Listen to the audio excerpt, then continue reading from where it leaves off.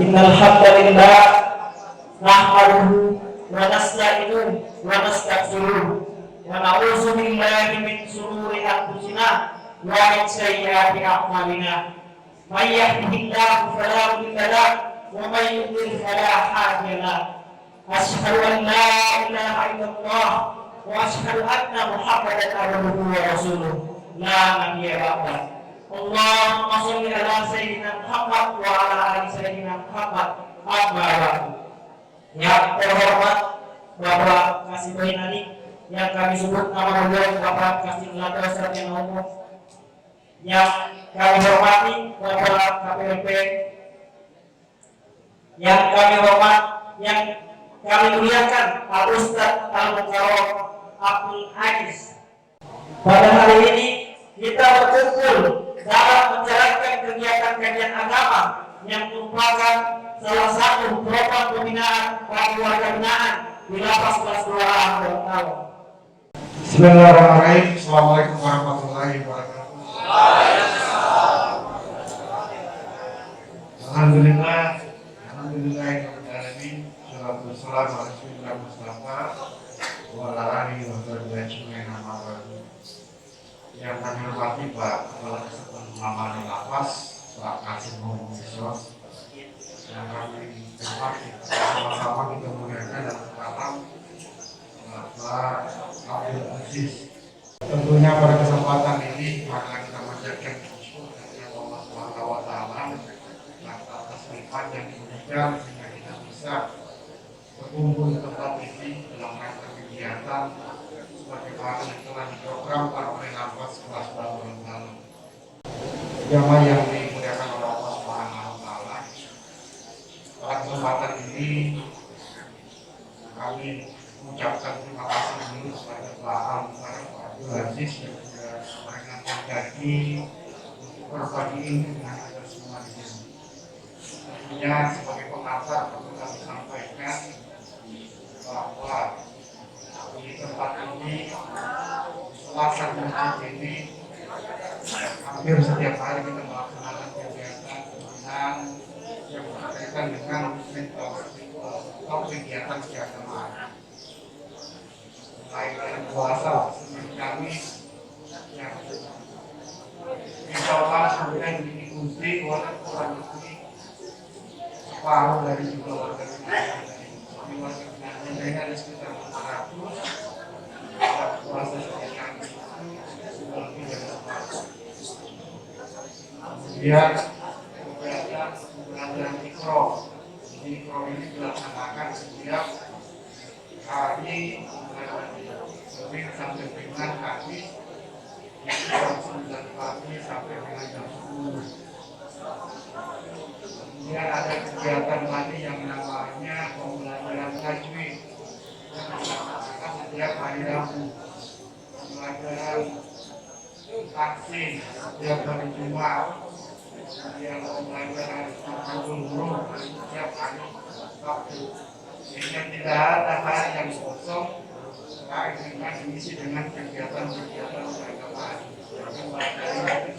Dari masukan Ustaz dan insya Allah jemaah kita ini istiqomah menjelaskan apa yang telah diprogramkan, dan ini adalah bagian dari perintah agama. Jadi bukan saja pemerintah yang mengajukan, tetapi agama atau sesuai dengan syariat agama Islam yang kita laksanakan di lapas ini. Kenapa demikian? Karena jumlah kita di sini hampir lebih dari 98% warga binaan ini agama Islam. Ya, program pendekatan ini lebih ke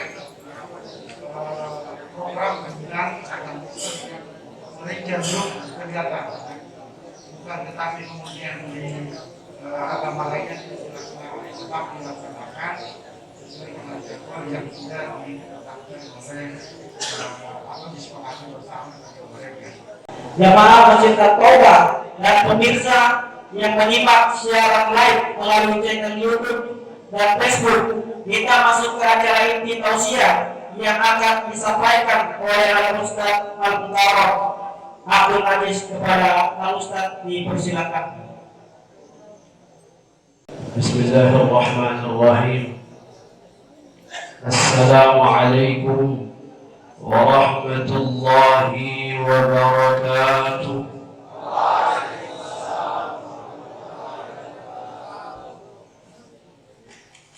الحمد لله ثم الحمد لله حمدا لمن قال تعالى في كتابه الكريم: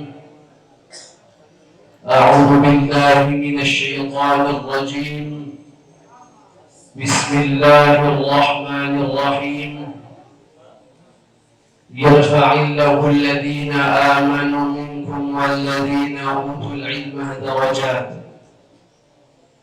وقال الله سبحانه وتعالى أيضا: تتجافى جنوبهم عن المضاجع يدعون ربهم خوفا وطمعا. ويقول حبيب الأعظم صلى الله عليه وسلم: الإيمان بضع وسبعون شعبة، فأفضلها قول لا إله إلا الله،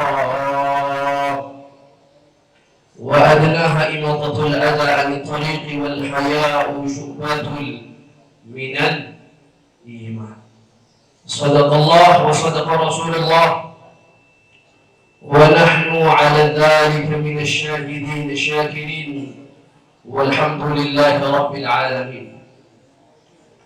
Yang pertama dan yang utama yang Al-Fakir hormati, muliakan, ta'zimi karena Allah Subhanahu wa Ta'ala, Bapak Kalapas kelas 2A Kota Gorontalo, Al-Fakir sapa dengan hormat Bapak Indra Moko Agau, sarjana hukum. Kami doakan semoga Allah Subhanahu wa Ta'ala senantiasa menjaga beliau, disehatkan jasmani dan rohani beliau, serta dibimbing oleh Allah Subhanahu wa Ta'ala di dalam menjalankan amanah ini. Amin ya rabbal alamin. Kemudian yang kedua yang Al-Fakir hormati, yang Al-Fakir muliakan, ta'zimi karena Allah Subhanahu wa Ta'ala, Bapak Kasih Binadi. Al-Fakir sapa dengan hormat Bapak Kastin Lato, sarjana hukum. Al-Fakir doakan juga semoga Allah Subhanahu wa Ta'ala panjangkan umur beliau, kesehatan jasmani dan rohani beliau, serta diberikan kekuatan oleh Allah Subhanahu wa Ta'ala membimbing seluruh warga binaan yang ada di kelas 10 Kota Gorontalo. Kemudian yang Al-Fakir hormati, muliakan Bapak Takmir Masjid At-Taubah kelas 2A Lapas kelas 2A Kota Gorontalo, Bapak, mohon maaf, Bapak siapa namanya? Faisal. Ini juga Al-Fakir, kita semua doakan semoga Allah Subhanahu wa Ta'ala sehatkan umur beliau, dikuatkan jasmani dan rohani beliau, serta dibimbing oleh Allah di dalam berkhidmat di Masjid At-Taubah. Amin ya rabbal alamin. Serta para ulama, para sesepuh, para asatiz, para guru yang tidak dapat Al-Fakir sebutkan satu persatu nama dan gelarnya, tapi insya Allah ini tidak mengurangi rasa hormat Al-Fakir, rasa ta'zim Al-Fakir kepada beliau-beliau, insya Allah. Kemudian hadirin wal hadirat, jamaah warga binaan Masjid At-Taubah yang semoga dirahmati dan diberkahi oleh Allah Subhanahu wa Ta'ala. Ada satu ungkapan yang dalam bahasa Arab yang mungkin ungkapan ini kita semua sudah sering kali mendengarkannya, bahkan sudah hafal di luar kepala. Bunyinya, undur man qala wa la tandur man qala. Undur man qala wa la tandur man qala. Lihatlah apa yang dikatakan, tetapi jangan melihat siapa yang mengatakan. Tidak ada yang lebih indah ternyata melebihi indahnya rencana Allah Subhanahu wa Ta'ala. Hadirnya Al-Fakir di majelis ini yang pertama bukan untuk menggurui semua kita di sini, bukan bukan untuk menasehati kita semua di sini, mungkin barangkali seperti itu. Tapi dulunya Al-Fakir di majelis ini tidak lain dan tidak bukan hanya ingin berbagi pengalaman saja. Jadi bukan untuk menceramahi atau menasehati, tapi untuk berbagi pengalaman. Yang pertama, hadirin jamaah yang dimuliakan oleh Allah Subhanahu wa taala, kita mesti bersyukur kepada Allah Subhanahu wa taala. Karena setiap hari, setiap detik, bahkan setiap menit, kita semua ini senantiasa berenang di dalam lautan nikmat dan anugerah Allah Subhanahu wa taala. Asyaraful ni'ami ta'atillah. Kalau kita dikasih nikmat oleh Allah Subhanahu wa taala, jadikan nikmat ini asbab-sebab untuk taat kepada Allah Subhanahu wa taala. Mohon maaf, mungkin teman-teman warga binaan, orang tua kami yang kami muliakan dalam Allah Subhanahu wa taala, yang saat ini sedang menjalani masa tahanannya, ini boleh barangkali kami katakan, bapak-bapak sekalian, saudara-saudaraku sekalian, antum-antum sekalian, ini adalah orang yang mendapatkan keberuntungan yang besar. Jadi masuk di penjara, ini di lapas ini, mungkin boleh saya katakan ini satu keberuntungan yang sangat besar. Ya, dibandingkan kami yang datang dari luar masuk ke dalam sini.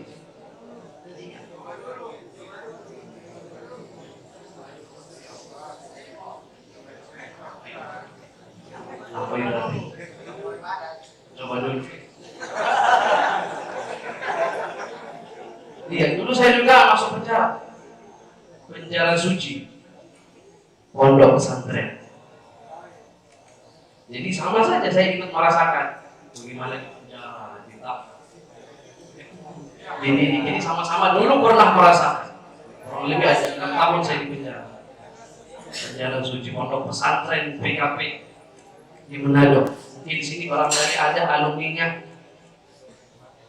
mungkin barangkali dari jajaran pengurusnya. Jadi saya katakan bapak-bapak hadirin jamaah sekalian, yang masuk dan menjalankan masa tahanan di sini adalah orang-orang yang beruntung, karena memiliki kesempatan yang luar biasa. Ni'matani maqrubun fihima katsirun minan nas, as-sihhah wal faragh. Kata Nabi sallallahu alaihi wasallam, ada 2 nikmat besar yang kadang-kala kita manusia lalaikan: sehat dan kesempatan yang besar. Dan saya katakan kita semua kalau ada di sini, ini kesempatan yang besar, karena belum tentu orang di luar sana punya kesempatan begitu luas untuk mendekatkan dirinya kepada Allah Subhanahu wa taala.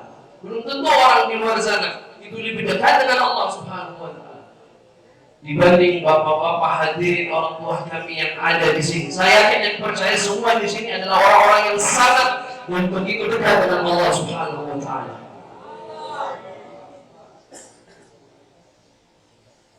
Jadi kita berada di sini jangan mengeluh. Yang pertama, jangan mengeluh kalau dimasukkan ke dalam penjara. Karena dalam penjara kita banyak amalan, banyak amalia yang kita lakukan dibanding kalau kita di luar. Kalau di luar mungkin kita nggak banyak baca Quran, nggak banyak sholat, nggak banyak wiridnya. Tapi kalau di sini setiap hari, bahkan setiap detik, setiap saat kita banyak wirid, banyak zikir kepada Allah, banyak tilawah Al-Quran, banyak sholat tahajud, banyak mendekatkan diri kita kepada Allah Subhanahu wa taala.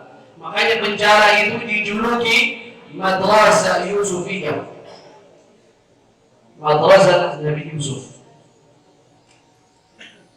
Bayangkan seorang Nabi saja di penjara, apalagi kita yang bukan Nabi. Makanya biasa di depan kalapas itu di dindingnya biasa ada tulisan moto, penjara adalah anugerah. Iya, benar, penjara itu anugerah yang terbesar dan terindah. Karena sebetulnya kata alim ulama, orang yang terpenjara itu bukan terpenjara dari segi bangunan. Orang yang terpenjara itu adalah orang yang terpenjara dia punya hati dari mengingat Allah Subhanahu wa taala Azza wa Jalla. Itu hakikat orang yang terpenjara. Jadi sebetulnya kita ini bukan di penjara. Kita harus menganggap diri kita tidak di penjara, sedang di pesantren. Namanya pesantren At-Taubah, Kalapas 2A. Lapas 2A Kota Gorontalo. Hadirin wal hadirat, jamaah Masjid At-Taubah yang semoga dirahmati dan diberkahi oleh Allah Subhanahu wa taala. Pada kesempatan kali ini Al-Fakir ingin berbagi pengetahuan ilmu agama insyaallah taala. Tidak lama insyaallah, tadi sudah disampaikan, mungkin ada sekitar 15 menit atau 20 menit ya. Kemudian setelahnya dilanjutkan dengan tanya jawab insyaallah taala. Nah, hadirin wal hadirat, jamaah Masjid At-Taubah yang dimuliakan oleh Allah Subhanahu wa taala. Semoga perkumpulan kita di majelis sore hari ini yang pertama mampu memberikan kontribusi besar buat kita semua yang hadir di sini. Sehingga kita semua insyaallah taala setiap harinya mampu menjadi hamba-hamba Allah Subhanahu wa taala yang an-nasul ladzina ladaihim iman. Apa itu an-nasul ladzina ladaihim iman?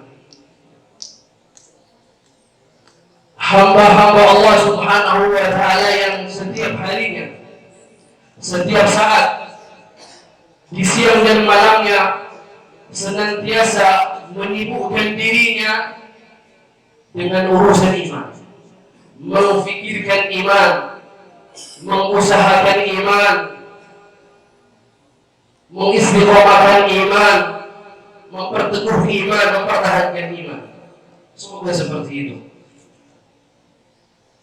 Mungkin kita bertanya-tanya di hati kecil kita, kenapa dengan iman? Ada apa dengan iman? Kenapa mesti iman?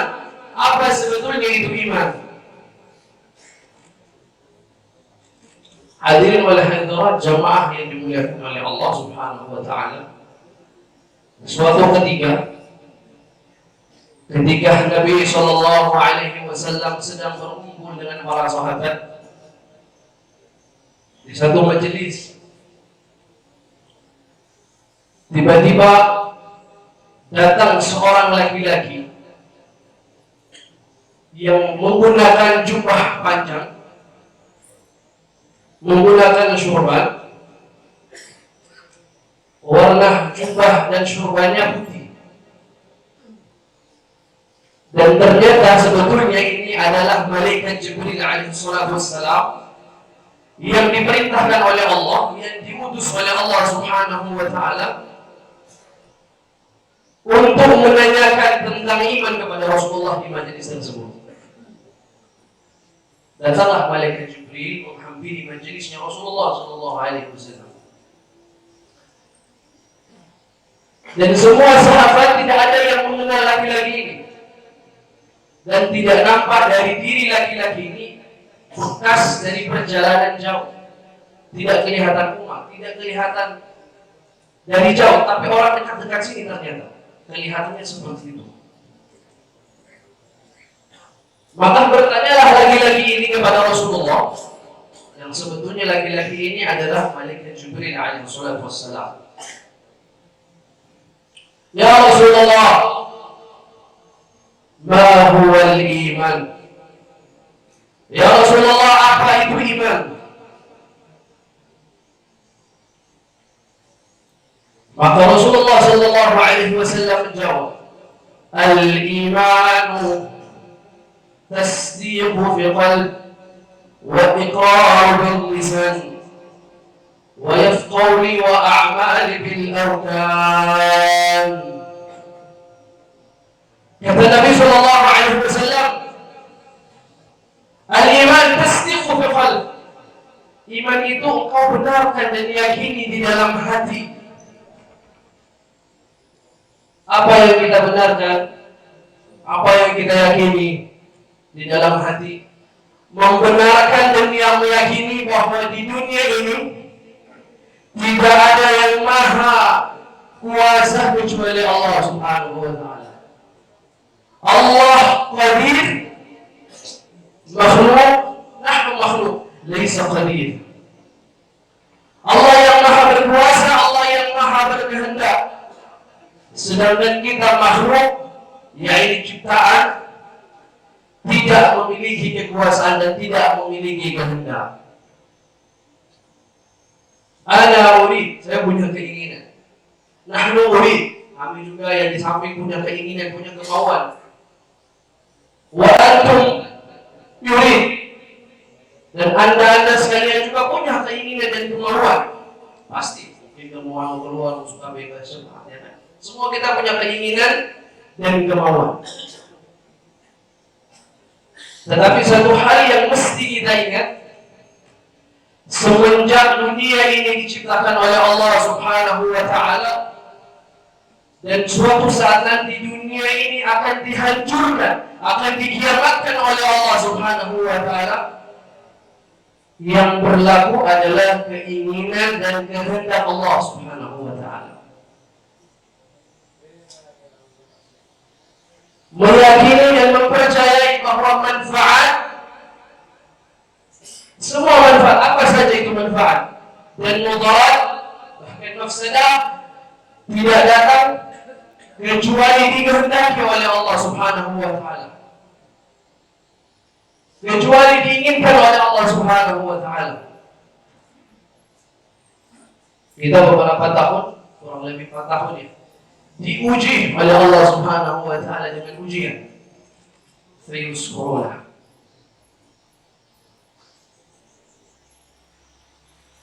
Sebetulnya sikapnya orang beriman dalam menanggapi ini, ujian musibah virus corona ini,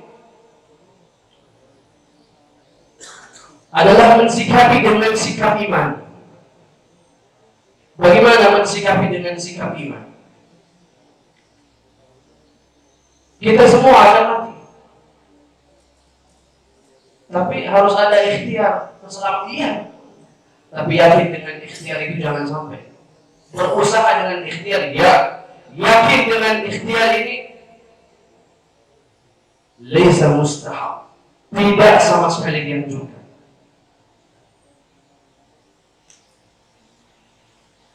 Biar divaksin, mohon maaf, sedih maaf, biar divaksin 5 kali.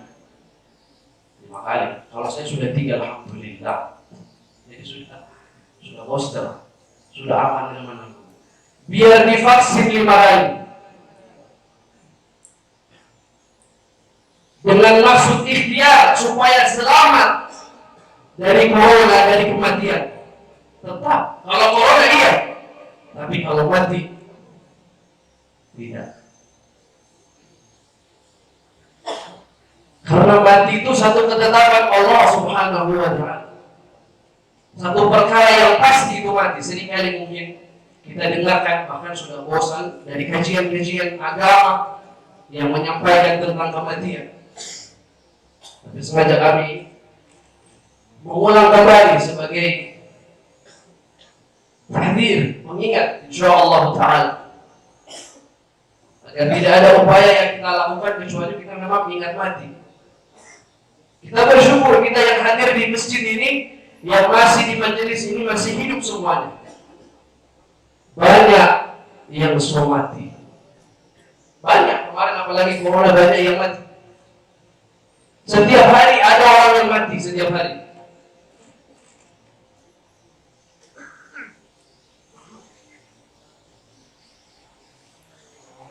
Mati itu bukan syarat asam urat. Jadi bukan nanti orang dapat asam urat kemudian nanti mati. Mati bukan syarat kolesterol. Mati bukan syarat penyakit jantung. Tapi mati, kalau sudah tiba kita punya ajal, pasti mati. Itu aja. Kalau sudah perkara sudah tiba ajal kita, pasti kita mati. Firman Allah Subhanahu wa taala saya bacakan. فَإِذَا جَاءَ أَجَلُهُمْ لَا يَسْتَأْخِرُونَ سَاعَةً وَلَا يَسْتَقْدِمُونَ فَإِذَا جَاءَ أَجَلُهُمْ لَا يَسْتَأْخِرُونَ سَاعَةً وَلَا يَسْتَقْدِمُونَ. Apabila sudah datang waktu kita, masa kita, ajal, la yastakhiruna sa'atan wa la yastaqdimun. Tidak bisa dimajukan walau sesaat, tidak bisa diundurkan walau sesaat. Jadi biar selamat dari corona hari ini, tidak mungkin selamat dari kematian. Pasti kematian akan mendatangi kita, meskipun kita bersembunyi di benteng yang paling kokoh. Sudah tahu. Ada satu kisah, dua orang yang terpapar penyakit jantung kronis dimasukkan di rumah sakit spesialis jantung. Masuk di ruangan VIP bersebelahan, sama-sama satu kampung. Yang satu di kamar A, yang satu di kamar B. Dan dokter yang menangani mereka sama, dokter spesialis jantung. Obat yang dikasih obat yang sama, resep yang dikasih resep yang sama, motivasinya pun sama, kasih semangat juga sama, obatnya sama, penanganannya, perawatannya sama, dua-dua sama sakit jantung kronis. Kasih masuk di rumah sakit spesialis jantung yang sama, ditangani dengan dokter yang sama, dengan penanganan kurang lebih 30 hari, hampir 1 bulan.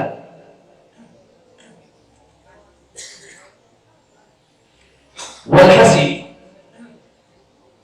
begitu selesai 1 bulan, 30 hari kurang lebih, yang satu pulang ke rumah, yang satunya pulang ke rahmatullah.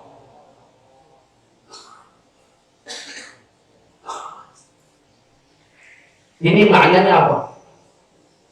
Padahal semua ikhtiar sudah dibikin, sudah masuk rumah sakit, sudah minum obat, resep dari dokter, sudah ikut semua anjuran dokter, dua-dua sama, ikuti semua arahan dokter. 30 hari perawatan kata dokter. Kita lihat setelah 30 hari. Setelah 30 hari dilihat, dokter masuk ke kamar, yang satu sepulang, yang satu sepulang ke rahmatullah.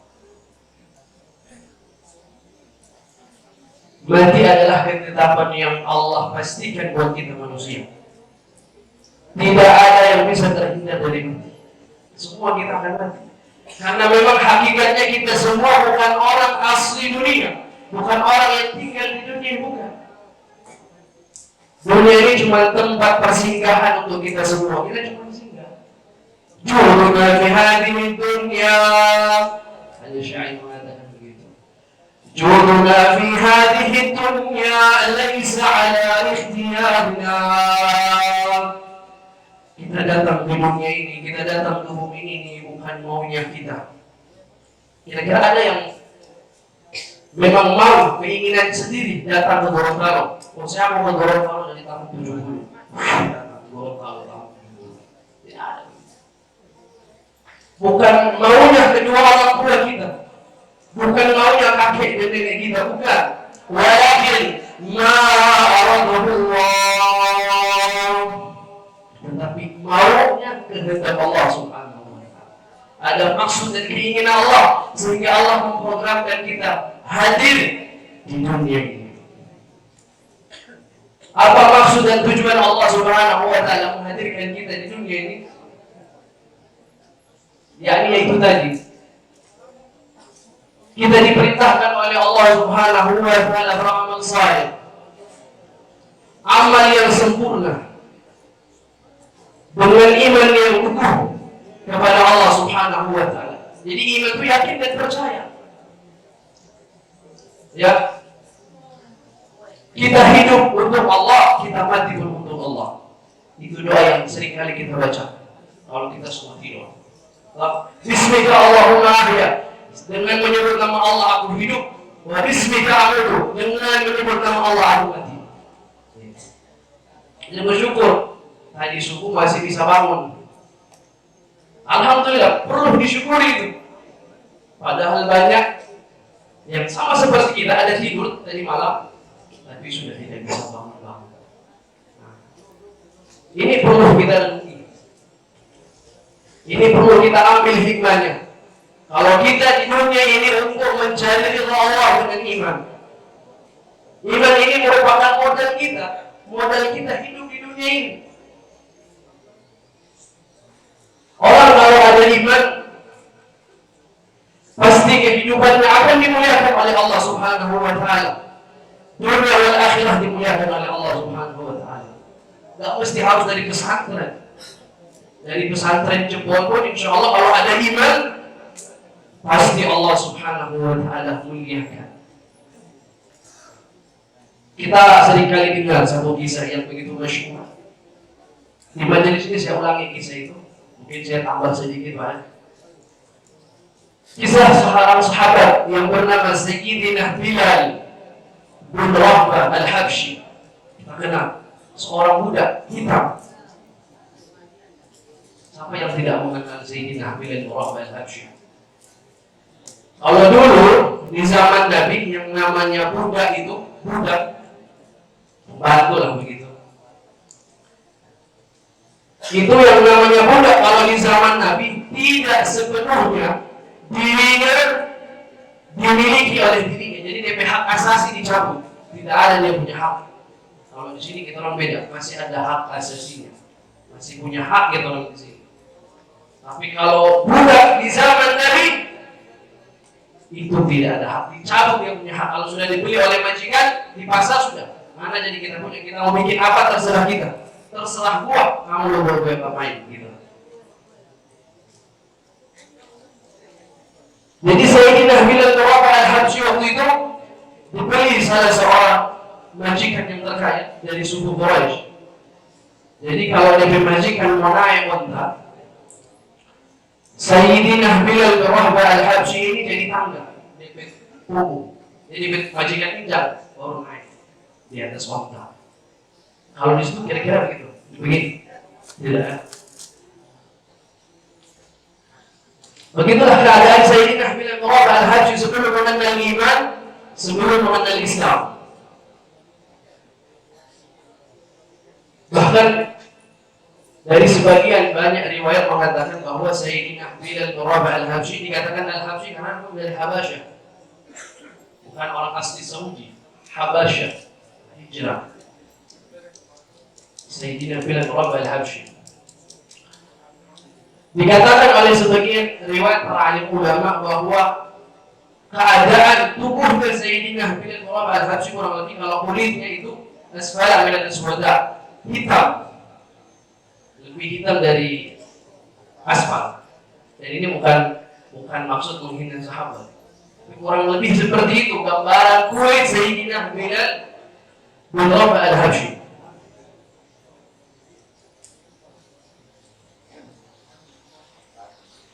Qadarullah, sehingga cerita ketika mengenal iman, ketika mengenal Islam, hadirin jamaah sekalian, maka Allah datangkan kemuliaan di dalam kehidupannya Sayyidina Bilal bin Rabah al-Habsyi. Ulama sampaikan izzah, kemuliaan demi kemuliaan Allah datangkan di dalam kehidupannya Sayyidina Bilal bin Rabah al-Habsyi. Diangkat derajatnya oleh Allah Subhanahu wa Ta'ala. Sayyidina Bilal bin Rabah al-Habsyi dibebaskan menjadi seorang budak sehingga bebas masuk Islam, mengamali untuk ajaran Islam, dekatkan diri kepada Allah Subhanahu wa Ta'ala, menjadi muadzin setianya Rasulullah sallallahu alaihi wasallam. Sayyidina Bilal bin Rabah al-Habsyi. Bahkan salah satu kemuliaan yang Allah berikan kepada Sayyidina Bilal bin Rabah al-Habsyi, diangkat derajatnya menjadi gubernur di kota Damsyik tanpa sekolah. politik, diangkat oleh Allah.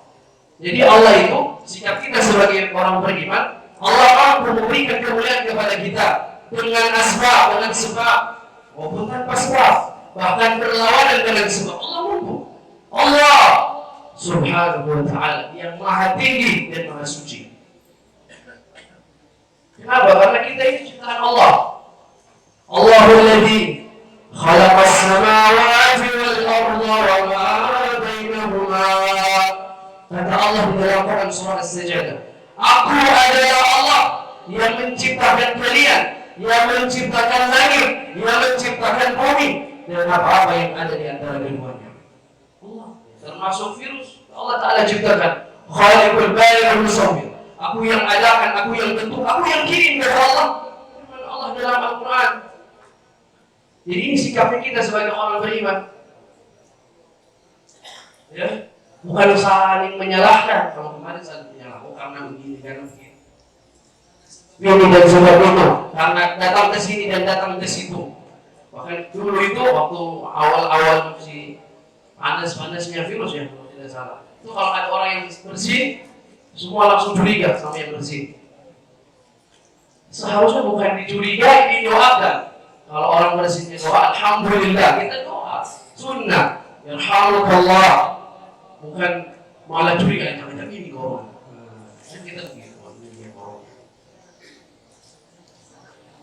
Hari ini kita seakan-akan kata ulama, sok mau mengatur Allah dengan mengatakan begini dan begitu.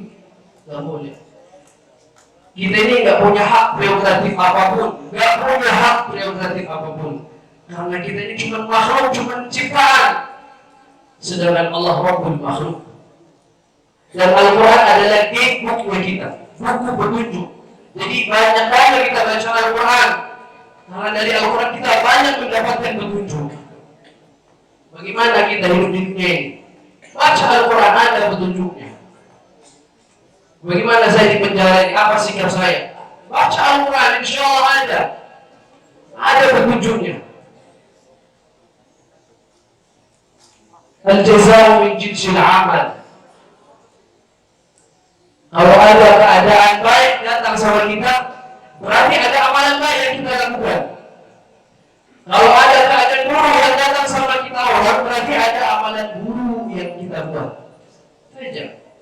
Mungkin apa? Keadaan buruk, amalan buruk yang kita lakukan sebelum corona sehingga Allah datangkan ini corona. Wallahu a'lam. Allah yang Maha Tahu. Ya ini kita sok mengatur Allah. Jangan.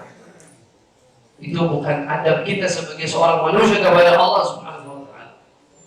Adab kita kepada Allah, kita taat dengan perintah Allah Subhanahu wa ta'ala. Utamanya kita mengusahakan iman. Sebagaimana kisah yang tadi saya ceritakan, seorang sahabat Nabi yang tadinya seorang muda, karena keimanannya yang begitu teguh, ya, dia disiksa karena iman. Sayyidina Bilal disiksa di padang pasir yang begitu panas luar biasa. Itu padang pasir ya. Kalau kita ke padang pasir, coba kita tahu telur mentah, tamu di padang pasir yang begitu terik dan menyengat. Terik lagi menyengat. Itu telur 5 menit bisa masak. Kalau kita tamu di padang pasir. Kita bisa bayangkan bagaimana rasa sakitnya, deritanya Sayyidina Bilal bin Rabah al-Haji yang dia alami demi dan untuk memperteguh keimanannya, mempertahankan keimanannya, sehingga dia disiksa. Kalau kita di sini mungkin kalau merasa siksa, tetap dikasih makan, ya kan? Dikasih makan. Meskipun makannya tidak sesuai dengan selera kita, tapi tetap dikasih makan. Tapi nanti kalau kita dimasukkan ke dalam neraka jahanam, makanan kita illa hamimah wa ghassaqa. Apa itu? Bukan ayam goreng, bukan tahu, kuah tempe, sayur kangkung yang tidak terlalu enak rasanya, bukan. Illa hamimah wa ghassaqa itu adalah nanah dan darah yang mendidih. Itu makanan kalau kita orang-orang dilemparkan ke dalam neraka. Saya bicara begini bukan berarti sudah pernah di neraka. Ada di dalam Al-Quran. Makanya kita dekatkan diri baca Al-Quran. Ya, banyak baca Al-Quran. Supaya tahu begini, orang kalau tidak ada iman di dunia, tidak mengusahakan iman, begini jadinya. Nanti dilemparkan ke dalam neraka jahanam. Yang paling dalam. Nah, kemudian hadirin jamaah sekalian, saya lanjut kisah Sayyidina Bilal Murabah Al-Habsyi yang tadi. Setelah kemuliaan Sayyidina Bilal Murabah Al-Habsyi diangkat menjadi seorang gubernur di kota Damsyik tanpa money politik, tanpa kampanye, langsung dengan izin Allah, dengan caranya Allah diangkat dia punya derajat jadi gubernur di kota Damsyik. Dan ada satu derajat kemuliaan yang Allah anugerahkan kepada Sayyidina Bilal Murabah Al-Habsyi, hadiah dari Allah, dapat istri yang begitu cantik jelita. Istri Sayyidina Bilal Murabah Al-Habsyi itu orang Damaskus. Saya sudah pernah sering kali melihat orang-orang Damaskus. Orang Damaskus itu bagaimana bentuknya? Kulitnya putih kayak kulit, matanya biru, rambutnya pirang. Luar biasa. Padahal Sayyidina Bilal Murabah Al-Habsyi hitam, asfala min aswada. Makanya dikatakan lebih hitam dari asfal. Kemudian dulu budak lagi, ya budak, bukan apa-apa dulu, bukan orang bertinggi-tinggi, bukan, tapi seorang budak diangkat derajatnya oleh Allah karena iman. Akhirnya diangkat jadi gubernur di kota Damsyik dan mendapatkan istri orang Damaskus. Luar biasa, Allah. Istri orang Damaskus, hadirin jamaah sekalian, bukan istri orang Baghdad, teman. Iya, orang Damaskus ini orang Arab, kita tahu sendiri bagaimana itu bentuknya orang Arab kan. Allah. Begitulah keadaan orang yang mengusahakan iman di dunia ini, pasti Allah mudahkan. Kalau kita yakin dan percaya sebab iman yang kita teguhkan di sini, dengan izin Allah, sebelum masa tahanan kita selesai, tanggalnya jauh sebelum itu sudah dikeluarkan oleh Allah Subhanahu wa Ta'ala. Dengan caranya Allah, banyak cerita-cerita dan kisah-kisah yang nyata. Diputus, mungkin seumur hidup, tapi waktu di lapas, waktu di masjid at-taubahnya betul-betul bertaubat kepada Allah dengan taubat dan nasuha, yang dia betul-betul dekatkan dirinya kepada Allah dan dia berjanji kepada Allah tidak akan mengulangi kesalahan dia lagi.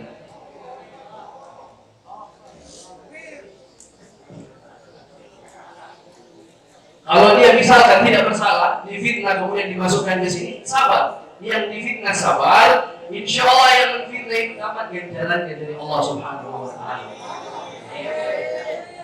Kalau ganjaran di dunia ini tidak ada apa-apanya, mau dibandingkan dengan ganjaran Allah di akhirat, na'udzubillah min dzalik. Adabil akbar di dalam Quran surah As-Sajdah. Kalau kita lihat ada siksa-siksa di dunia ini siksa yang kecil. Kalau kita lihat siksa di dunia ini ada itu siksa yang kecil. Tsummal ladzina akbar, ada siksa yang lebih besar lagi di akhirat. Kalau di dunia kita lihat ada orang dibakar hidup-hidup, di dunia ini kata Allah, pesan Allah dalam Al-Quran, itu sebetulnya cuma siksa yang kecil. Itu jadi peringatan. Setelah siksa yang begini saja dibakar di dunia ini, ada siksa yang lebih besar lagi di akhirat. Kalau di dunia paling sakitnya cuma sementara, setelah itu selesai. Kalau diinjak dengan spatula cuma sementara, sakit bangka harus bisa diobati dengan minyak putus-putus. Selesai. Itu kalau di dunia, tapi kalau di akhirat tidak demikian. Kita disiksa kalau di akhirat, khalidina fiha abadan abidin, selama-lamanya, tidak ada habisnya, tidak ada akhirnya. Jadi take your choice. Kita yang pilih, ya. Life is choice. Hidup ini adalah pilihan. Kita yang tentukan kita orang punya hidup di dunia ini. Dan di dunia ini Allah kasih dua jalan. Dua jalan Allah kasih. Jalan kebahagiaan dan jalan kesengsaraan. Faminhum syaqiyyun wa sa'id. Allah sudah jelaskan itu sebelum kita bilang begitu, sebelum kita tahu Allah sudah kasih tahu dalam Al-Quran. Faminhum syaqiyyun wa sa'id. Di antara mereka nanti ada orang-orang yang bahagia dan sengsara. Dan di akhirat Allah kasih dua jalan, dua tempat. Dua jalan di akhirat itu apa? Jalan ke surga dan jalan ke neraka. Kemudian ada dua tempat, surga dan neraka. Itu tempatnya. Jalan ke surga dengan tempatnya, jalan ke neraka dan tempatnya. Jadi saat ini kita yang pilih. Kita mau jadi orang yang senang, kita ikuti jalannya. Jalan orang-orang yang sukses ketika senang. Kalau kita mau pilih jalan orang yang sengsara, itu juga pilihan kita, itu hak kita. Tapi jangan sampai menyesal kalau sudah di akhirat.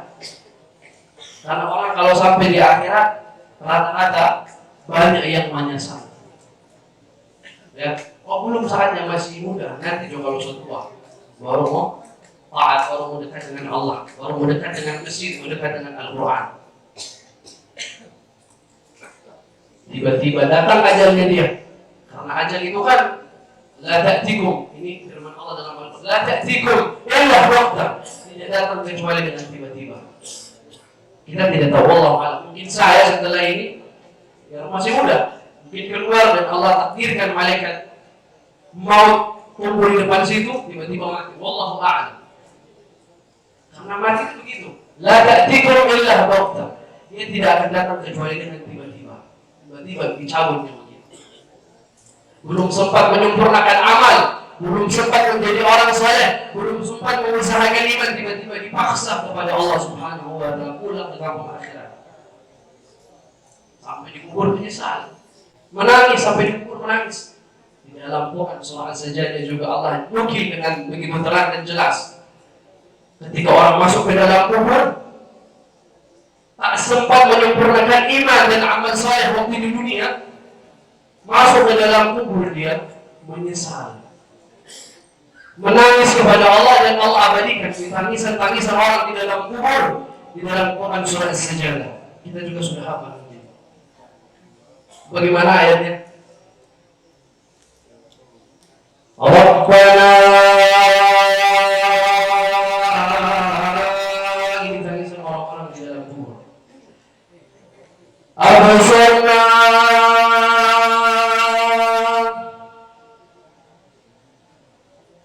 wa sami'na farji'na na'mal salihan inna muqinun. Kata Allah, Rabbana absarna wa sami'na. Allah memfirmankan kembali tangisan orang-orang yang ada di dalam kubur. Kata orang yang ada di dalam kubur, ya Allah, sesungguhnya kami sudah melihat, ya Allah, dengan mata kami sendiri, dengan telinga kami, ya Allah, kami mensaksikan sendiri, ya Allah, ternyata betul itu siksa kubur ada. Hari ini kan masyhur, terkenal orang-orang yang berpemahaman ateis mengatakan kalau ada orang bicara surga, bicara neraka, bicara siksa, bicara pahala, bicara dosa, pasti orang membantah dengan mengatakan memang sudah pernah ke sana, sudah pernah lihat.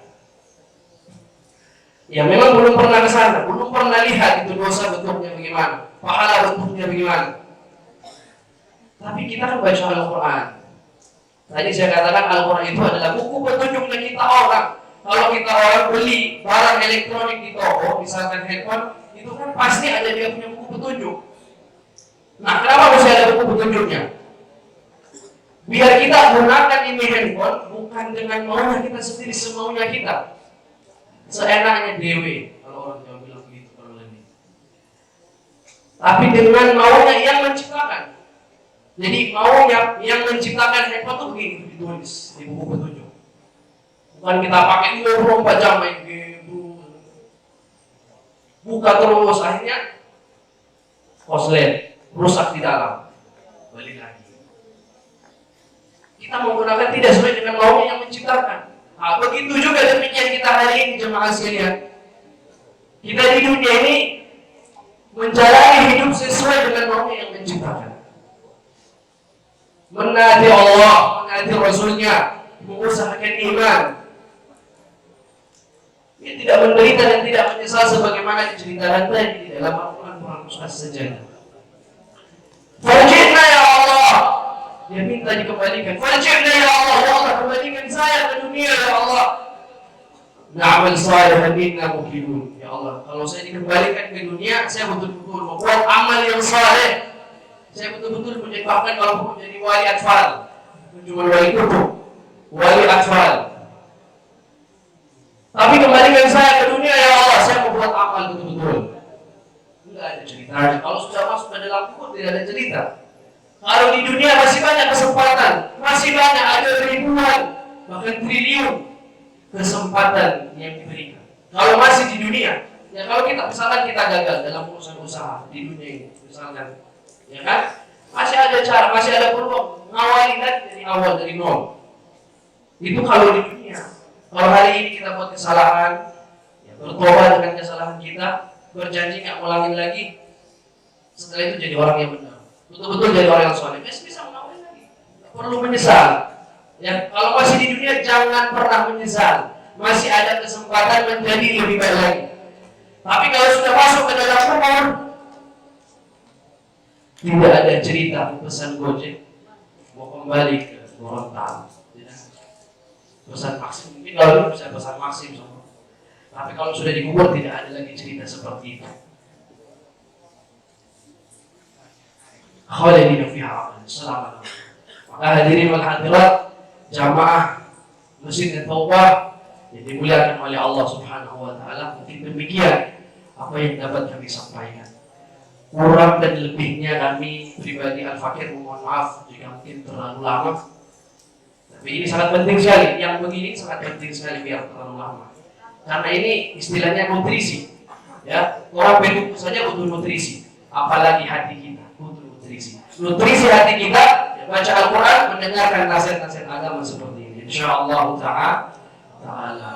Ini kesempatan yang Allah berikan. Mumpung masih hidup di dunia, yuk mari Al-Fakir mengajak kita semua banyak-banyak dekatkan diri kepada Allah Subhanahu wa taala. Berjanji di dalam diri kita enggak akan melakukan lagi kesalahan kita, kekhilafan kita. Berjanji kepada Allah Subhanahu wa taala. Di masjid ini Allah yang menjadi saksi, ya, dengan ucapan dan janji kita. Semoga kita ini yang hadir diterima imannya insyaallah, dan kita digolongkan orang-orang yang ahlul iman. Amin ya rabbal alamin. Allahumma habbib ilaina al-iman. اللهم حبب إلينا الإيمان وزين في قلوبنا ربنا آتنا من لدنك رحمة وهيئ لنا من أمرنا رشدا اللهم بارك لنا فيها وارزقنا جناها وحببنا إلى أهلها وحبب سائر المسلمين إلى أهلها وصلى الله على سيدنا محمد النبي الأمي وعلى آله وصحبه وبارك وسلم والحمد لله رب العالمين.